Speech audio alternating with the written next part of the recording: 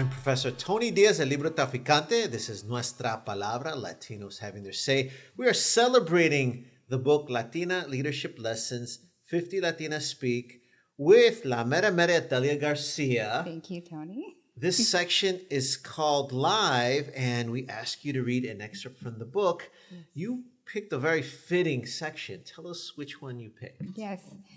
So in the book, I summarized the top 10 of all the 50 women. And so I'd like to read one of the ones that really I gravitate to. And that is, and the reason why is because there's many times when I have been and still continue to be afraid. Like, am I enough?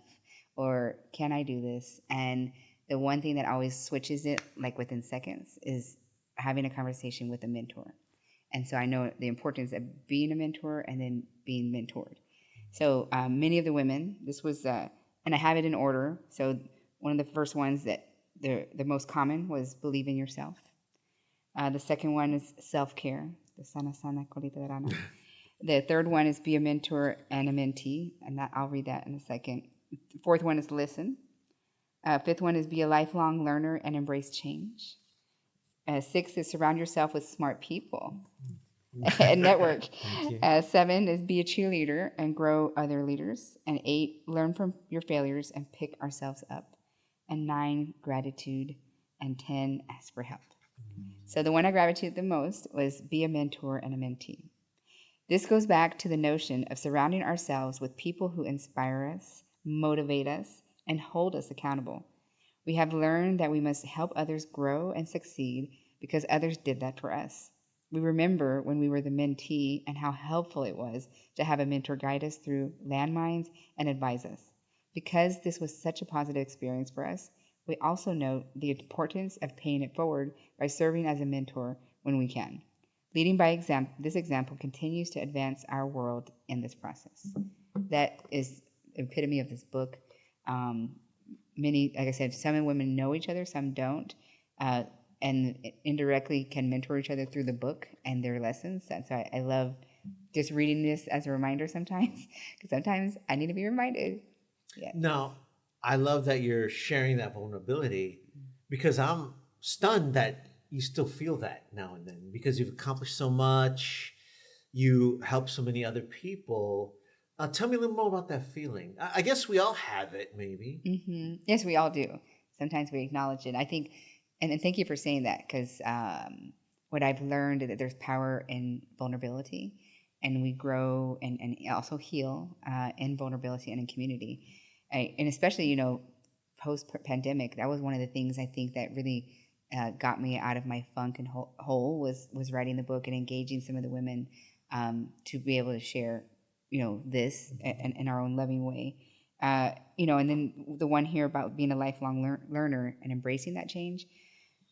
Here's the thing, is life is going to happen and change is inevitable. So what we have to tell ourselves and remind ourselves, and what many of the women share in their lessons, is we just got to be ready. We got to be ready for whatever's next, the next wave that's going to inevitably happen.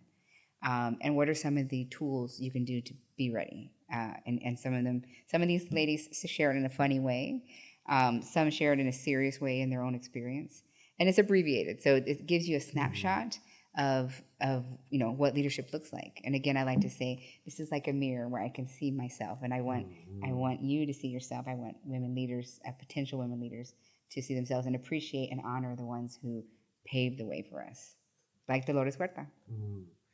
And you mentioned earlier when we're talking off air that even most recently, to kind of heal, you followed some of the advice, but the book, you really use it like a handbook in your life. Yes. Can you tell us a little more about that? Yes. And I met a lady named Stephanie from the Bronx. And when I first met her in Puerto Rico, we had a book signing over there last summer. And she came with a book, and she had it like tagged with sticky notes and written notes. And I was like, I love it. She did and I'm doing that now. But she had like written notes. She's like, I have a question for you. And so I'll never forget her. But for me, like I said, and the situation that happened was I was crying one night. I was having a bad day, and I had my dear friend Gabby Pacheco, who's in the book, And she said, "Hey, Delia, you need to remember, you need to just ask for help. And remember what number 4 is." And so, and she made me, started laughing, and tears still in my eyes. And it was a great, powerful conversation. And it speaks to that, surround yourself with other smart and beautiful people like her, and I see like what she's dealing with every day as a CEO of the Dream.us, helping dreamers. I need to step up and, yes, it's okay to cry. Do it. It's essential. But also keep going and ask for help. Because when we don't ask for help, we go a little deeper. That's not good. Yes. Well, thank you for sharing that with men and women. Yes. It is really powerful. And I think it is wonderful that we can share the knowledge. Yes. And for folks who are watching or listening, you can get a signed copy. You've signed each of these copies. They're available at nuestrapalabra.org. You can tell that you live by it as well. Yes. So we hope that you'll make this part of your family library, public library, or underground library.